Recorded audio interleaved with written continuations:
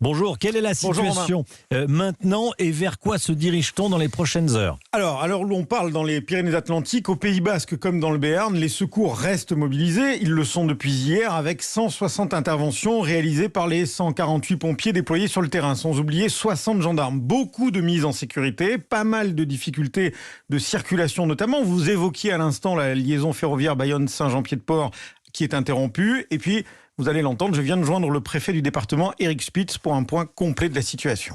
La quasi-totalité des interventions ont été des évacuations préventives de personnes dans des maisons qui étaient menacées par les eaux. Donc la bonne nouvelle, c'est qu'on n'a pas de victimes. Il n'en reste pas moins qu'il y a d'importantes perturbations de la vie courante. 2 collèges sont fermés à Saint-Étienne-de-Baïgory et à Pontac et 18 écoles sont fermées, essentiellement dans le Pays Basque. Et l'autoroute A63 au kilomètre 176 est en train d'être inondée entre Bayonne-Nord et Bayonne-Sud et elle est sur le point d'être coupée. Normalement, on devrait, à compter du début de la nuit, avoir une légère décrue, mais la limite pluie-neige est remontée assez haut cette nuit à 2500 mètres et c'est surtout les importantes fontes de neige qui nous inquiètent.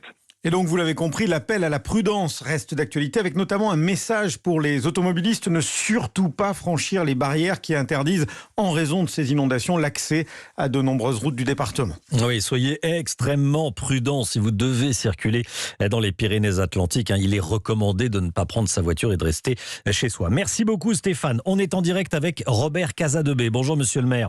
Maire oui, de bonjour à vous. Larens. Vous en êtes où là, à l'heure actuelle, dans votre commune ? Écoutez, nous sommes en situation de crise depuis hier soir 19h avec la mise en place d'un plan communal de sauvegarde et tous les services mobilisés parce qu'effectivement, nous nous retrouvons dans la configuration de 2019 quasi identique avec des pluies torrentielles exceptionnellement puissantes qui ont duré toute la nuit, qui vont continuer toute la journée et que donc par rapport à ces enjeux-là, des dégâts importants sont à signaler sur la partie haute de notre village, de la Reuse, qui compte 1200 habitants. Il n'y a pas de pépins humains, ça je veux le dire prioritairement, bien évidemment. Pas de victimes, c'est le principal, oui. Pas de victimes, c'est le principal.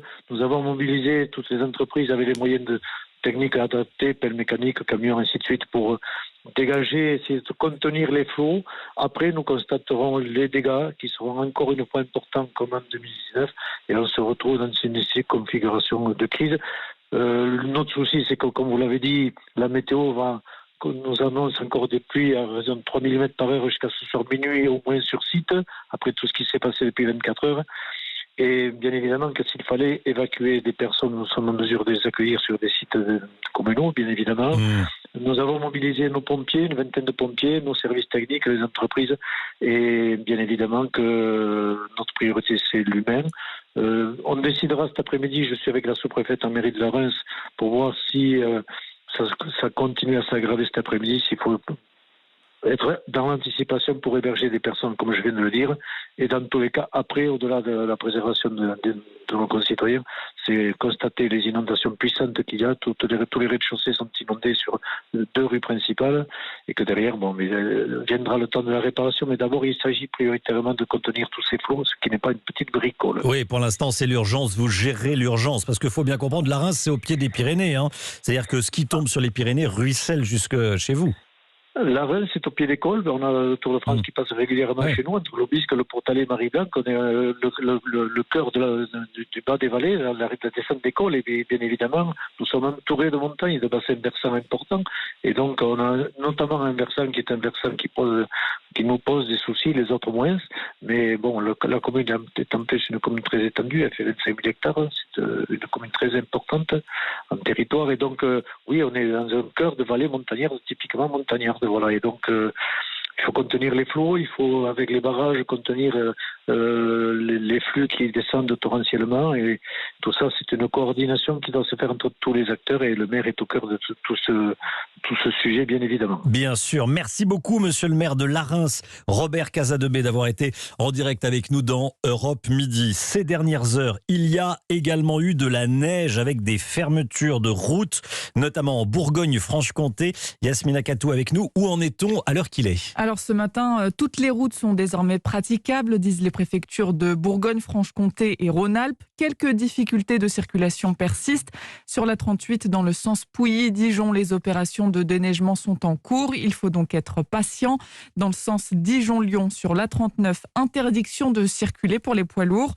En Savoie, la montée du tunnel du Fréjus est inaccessible, conséquence de gros bouchons sur la 43 entre Lyon et Chambéry.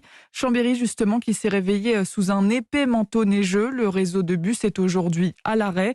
Sur la 41, à Annecy, déneigement en cours. La circulation reste donc délicate. Les préfectures vous demandent de reporter votre voyage si possible.